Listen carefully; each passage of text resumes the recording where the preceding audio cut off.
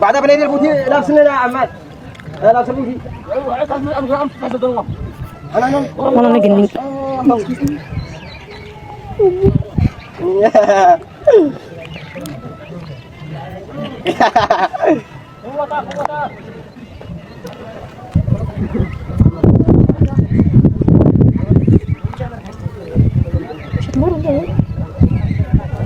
نجنن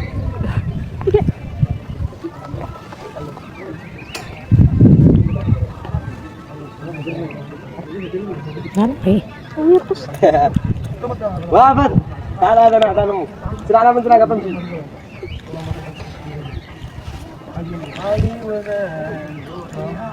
يا بو انا بدي ما اعطيك سمير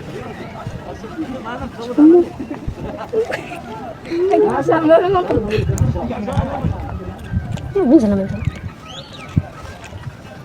انا قال لا يبيع نفسه بعد العيد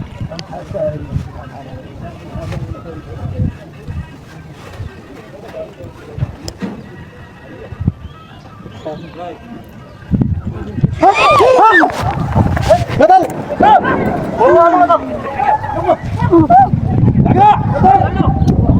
احنا الان وسط حرب الدمج البركانيه.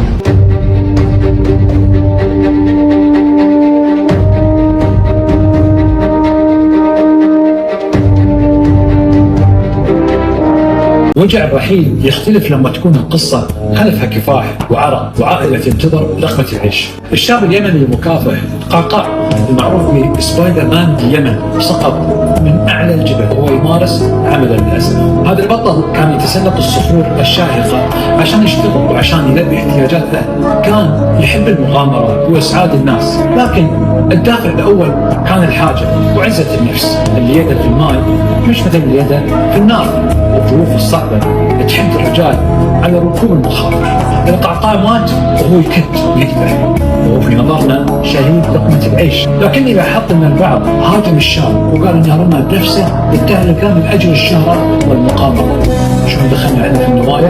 لا نعلم، ولكن خلونا نكون انسانيين ونراعي مشاعر اهله امه وابوه. القعقاع ما كان طالب الشهرة، القعقاع كان طالب لقمة العيش المرة. قلبه هو قاسي. هذا الفيديو هو الوثقة، لحظة الصدوقة، لحظة لن تفارق اذهان والديه واسرته. لعزيزنا الحاضر، لعائلتنا الكريمة ولمدينته ولمحبيه. الصورة هذه الربع ضاير بها ترند، اللي هو الشاب اليمني الملقب القعقاع. هذا يمني ينزل في الكهوف وينزل في الأماكن الوعرة، الأماكن الشينة، ويكتب فيها ذكريات وكذا ويطلع. نزل أمس وزلق، طاح في بركان أو في موية كبريتية، أو المهم أنه مات. أسأل الله العلي العظيم أن الله يرحمه. هذا أول شيء.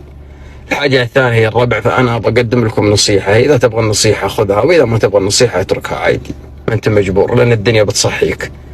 يا أخي ترى نفسك يا الآدمي، نفسك ترى لها حق يا أخي. نفسك تراها وداعة عندك. لا تلقي بنفسك للتهلكة، لا تزقف نفسك يا أخي في أماكن وتقول ما يجي الواحد إلا ما كتب له. صح كلنا مؤمنين بقضاء الله وقدره، لكن يا طويل العمر والسلامة افعل الأسباب.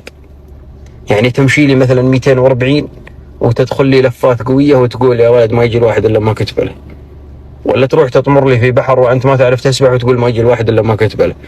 كلنا مؤمنين بقضاء الله وقدره، لكن لا تلقي بنفسك للتهلكة يا أخي، لا تزقف عمرك. والله نقولها وأنا صادق. انتبهوا يا الربع، انتبهوا. لا تروح في أماكن ما هي بزينة، لا تسوي أشياء يحزنون أهلك بعدك عشان هذه الأمور اللي أنت مسويها. والله نقولها وأنا صادق.